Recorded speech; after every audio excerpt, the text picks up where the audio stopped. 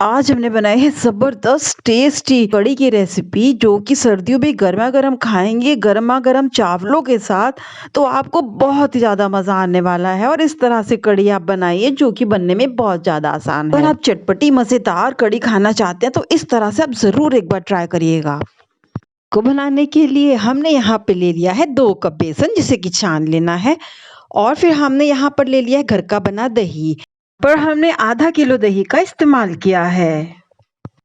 और अब इस दही को हमने मिक्सी जार में डाल दिया है और उसमें हमने डाल लिया है 2 कड़छी भर के बेसन, यानी कि दही और बेसन दोनों को ऐड कर देना है हमें मिक्सी के जार में। और फिर हमने यहाँ पर डालना है आधा चम्मच हल्दी और आधा चम्मच नमक। और इसके साथ ही हमने यहाँ पर 1 गिलास पानी को भी डाल देना है, जिससे कि सारी चीज़ें आपस में अच्छे से घुल मिल जाएं। तो यहाँ पे हमारा ये मिश्रण तैयार हो चुका है, इसको हम साइड में रख देते हैं। पर हमने बेसन में डाल दिया है 1 चम्मच नमक, 2 बार आधा-आधा करके डाला है।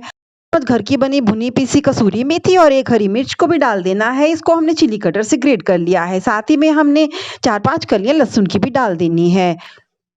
प्याज को लंबाई में हमने काट लिया था और इसको अब हम बेसन में ऐड कर रहे हैं। सारे इस प्याज को हमने बेसन में ऐड कर दिया है। इस मिश्रण में थोड़ा-थोड़ा पानी डाल के इसका हम एक अच्छा घोल बना लेंगे। हमें घोल ज़्यादा पतला नहीं रखना है, नहीं तो फिर हमारे पकौड़े जो है बनने में वो चपटे हो सकते हैं। हमें घोल को ना ज़्यादा बहुत पतला और ना ज़्यादा बहुत गाढ़ा ही रखना है। अगर हमने घोल को बहुत गाढ़ा रखा तो हमारे फिर पकौड़े सख्त हो सकते हैं। यूँ समझिए कि बेसन का घोल प्याज में लिपटने वाला होना चाहिए। इस तरह से आप इस बेसन के घोल को सेट कर सकते हैं। और सबसे बाद में मैंने इसमें 1 चुटकी मीठा सोडा भी डाला है, जिससे कि हमारे पकौड़े तेल को बिल्कुल भी नहीं सोखेंगे और ये बहुत ही ज़्यादा सॉफ्ट बनकर निकलेंगे। बेसन के घोल को हम यूँ ही 10 मिनट रख के छोड़ देते हैं और बाकी अब हम तड़का तैयार कर लेते हैं। इसके लिए हमने कुकर ले लिया है, आधा चम्मच जीरा डाल दिया है। इसके साथ ही हमने 1/4 चम्मच हींग भी डाल देनी है। 10-12 लहसुन और 1.5 हरी मिर्च को हमने यहाँ पे कुतर के ले लिया है।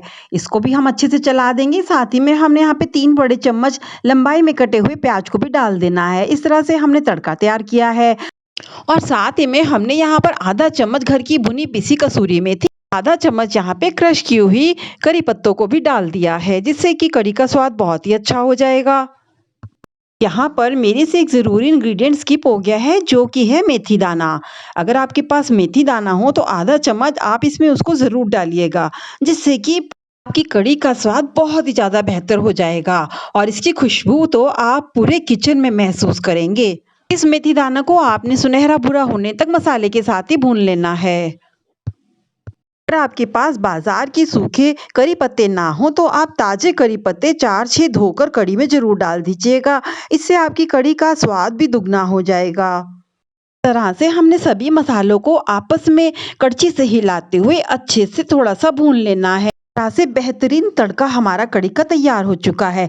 और इससे पहले कि हम मिक्सी जार के घोल को इस तड़के में डालें, इस कढ़ी को चटपटा और खट्टा करने का हम सीक्रेट आपसे शेयर कर देते हैं। जब हमने इस दही को घर में जमाया था, अगले दिन हमने इसमें 2-3 छोटे-छोटे टुकड़े लगभग 2 ग्राम के सिट्रिक एसिड के डाल के रख दिए थे, जिससे कि हमारा दही बहुत ही अच्छे से खट्टा हो चुका है। एसिड को रात भर हमने दही में छोड़ दिया और ये घुल चुका है। जब आप इससे कढ़ी बनाएंगे तो आपकी कढ़ी बहुत ही ज़्यादा मज़ेदार और चटपटी बनकर तैयार होगी। हमने इस तरह से कढ़ी को कई बार बनाया है, लेकिन इसको खाकर हमारे गले को कोई भी नुकसान नहीं हुआ है। पहले हम भी ऐसा सोचा करते थे हो सकता है गला खराब हो जाए, लेकिन ऐसा कुछ भी नहीं है। और कढ़ी भी हमारी बहुत ही ज़्यादा ज़बरदस्त टेस्टी बनकर हर बार तैयार होती है। मिक्सी जार के घोल को हमने इस तड़के में डाल दिया है और इस तरह से अब हम इसको लगातार चलाते रहेंगे, जिससे कि हमारा तड़का लगातार चलता रहे और हमारे मसाले भी इनमें बहुत सी अच्छे से मिक्स होते रहेंगे। पर कढ़ी का घोल गाढ़ा था तो मैंने यहाँ पर इसमें 2 गिलास पानी इसमें ऐड कर दिया है। ठंडी होने पर भी ये कढ़ी हमारी और गाढ़ी हो जाती है, इसलिए हमें यहाँ पर पानी डालना ज़रूरी है। जब हम इसमें बेसन के पकौड़े डालेंगे तो वो भी इसके रसे को एब्जॉर्ब करके सॉफ्ट हो जाते हैं और हमारी तरी जो है और भी ज़्यादा गाढ़ी हो जाती है। तो इसलिए कढ़ी को ज़्यादा गाढ़ा ना पतला होना चाहिए, इसलिए इसको मीडियम रखने के लिए हमें पानी डालना यहाँ पे ज़रूरी होता है। पहला उबाल आने पर हमें ध्यान देना है कि कढ़ी उफन कर गिरे नहीं, क्योंकि पहले उबाल में तो ये ऊपर तक आ जाती है, इसलिए हमें इसके गैस को बिल्कुल लो कर देना है और लगातार चलाते रहेंगे। अब हम कढ़ी को 8-10 उबाल आने तक घुमाते रहेंगे और इसको चलाते-चलाते हम यहाँ पर तब तक पकौड़े निकाल लेते हैं। तो दूसरी गैस पे हमने यहाँ पर पैन रख के पकौड़े निकाल लेने हैं। उधर हमारी कढ़ी अब मीडियम आँच पे पकती रहेगी, साथ ही हमें इसमें कड़छी भी चलाते रहना है। देखिए फ्रेंड्स, बेसन का घोल हमारा सेट हो चुका है। ये कितना अच्छा सा सॉफ्ट और स्मूथ हो चुका है। बारी आती है पकौड़े बनाने की, तो चलिए जल्दी से हम इसके पकौड़े बना लेते हैं। मीडियम आंच पे हमारा सरसों का तेल अच्छे से गर्म हो चुका है, इसका धुआं भी निकल चुका है। तो हम इसमें एक-एक करके पकौड़ों को डाल रहे हैं। इसको हम 2 मिनट बाद अच्छे से पलट देंगे। एक-एक करके हमें सभी पकौड़ों को पलट देना है और फिर हमें फिर से 1-2 मिनट रुकना है, जबकि हमारे पकौड़े दूसरी तरफ से भी अच्छे से सुनहरे भूरे नहीं हो जाते हैं। और फिर हम पहली तरफ से पलट के इसको हम प्लेट में निकाल लेते हैं।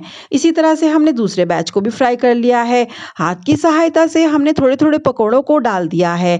लगभग 4-5 हमने प्याज के लच्छों को हाथ में इकट्ठा करके लेना है और फिर हमने इसको धीरे-धीरे से इसमें हमें डाल के पकौड़ों को बना लेना है। फ़ोर्क की सहायता से अलट-पलट कर दोनों तरफ से अच्छे से गोल्डन ब्राउन होने तक हमें पकौड़ों को सेक लेना है। दोनों ही तरफ से हमने इन्हें अलट-पलट कर देख लिया है। ये हल्के से गोल्डन ब्राउन हो चुके हैं और अब ये पक चुके हैं और इसको हम पोनी की सहायता से थोड़ा-सा हम साइड में करके इसको रोक देते हैं, जिससे कि इनका एक्स्ट्रा ऑयल निकल जाए। अब हम इन्हें प्लेट में आराम से निकाल रहे हैं। इस तरह से हमने सभी पकौड़ों को बहुत ही अच्छे से तल लिया है और इसको हमने 2-3 बैच में करके तला है। अब हमारे सारे पकौड़े बनकर तैयार हो चुके हैं।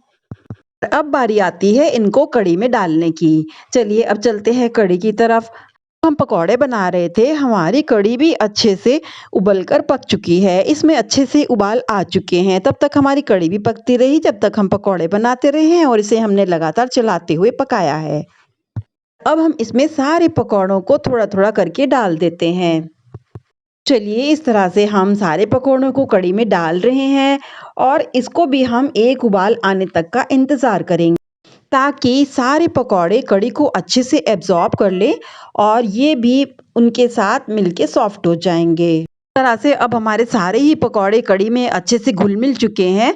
ये अच्छे से उसमें मिक्स हो चुके हैं, तो अब बारी आती है इसमें धनिया को ऐड करने की और इससे पहले हम इसमें 1 चम्मच घर की बनी भुनी पिसी कसूरी मेथी को डाल देंगे, जिससे कि इसका फ्लेवर कढ़ी का बहुत ही ज़्यादा खुशबूदार हो जाएगा।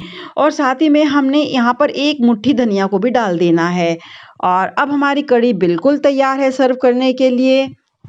इस तरह से हमारी मज़ेदार खट्टी चटपटी कढ़ी बिल्कुल बनकर तैयार हो चुकी है, गरमा-गरम चावलों के साथ परोसने के लिए। सर्व करने के लिए आपने इसे गरमा-गरम चावलों के साथ परोसना होगा। इस तरह से हमारी मज़ेदार गरमा-गरम चटपटी कढ़ी बनकर तैयार हो चुकी है और इसको हम परोस रहे हैं गरमा-गरम चावलों के साथ, जिसको कि खाकर आपको बहुत ज़्यादा मज़ा आने वाला है। ये देखिए फ्रेंड्स, हम इस पकोड़े को काट के भी दिखा देते हैं कि ये कितने ज़्यादा सॉफ्ट बनकर तैयार हुए हैं। और इस कढ़ी को आप ज़रूर एक बार ट्राई करिएगा। आपका मन करेगा कि हर बार आप इस तरह से गरमा-गरम मज़ेदार चटपटी खट्टी कढ़ी बनाने का।